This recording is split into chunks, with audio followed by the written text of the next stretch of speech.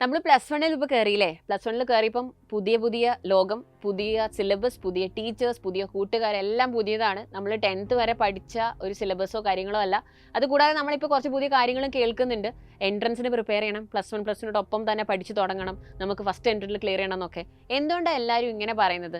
അപ്പോൾ നിങ്ങൾക്കറിയാം, നീറ്റ് എന്ന് പറയുന്നത് നാഷണൽ ടെസ്റ്റിംഗ് ഏജൻസി നടത്തുന്ന ഒരു എൻട്രൻസ് എക്സാം ആണ്. ഇതിൽ നിങ്ങൾക്ക് നല്ല മാർക്കും റാങ്കും കിട്ടിയിട്ടുണ്ടെങ്കിൽ ഇന്ത്യയിലെ ടോപ്പ് ഗവൺമെൻറ് മെഡിക്കൽ കോളേജസ് പോലെയുള്ള എയിംസിലൊക്കെ നിങ്ങൾക്ക് വളരെ ചുരുങ്ങിയ ഫീസിൽ പഠിക്കാം. അതാണ് ഇതിൻ്റെ ഒരു ബെനിഫിറ്റ്.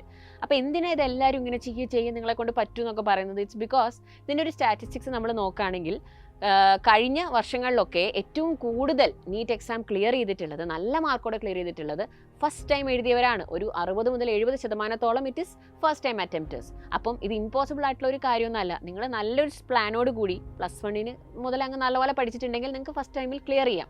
കാരണം സെയിം സിലബസ് ആണ് നിങ്ങൾക്ക് നീറ്റ് എക്സാമിലുള്ളത്. +1+2 അതേ സിലബസ് ആണ് നിങ്ങൾക്ക് നീറ്റിലും പഠിക്കാനുള്ളത്. അപ്പോൾ അതൊന്ന് ഫോക്കസ് ചെയ്ത് പഠിക്കുക, സൈലത്തിൻ്റെ പ്ലാൻ ഫോളോ ചെയ്യുക. കിങ്സ് 11 ബാച്ചിൽ നിങ്ങൾക്കുള്ള എല്ലാ സപ്പോർട്ടുമായിട്ട് ഞങ്ങൾ കൂടെ ഉണ്ടാകും. സോ പെട്ടെന്ന് തന്നെ ബാച്ചിൽ ജോയിൻ ചെയ്യുക. C you all.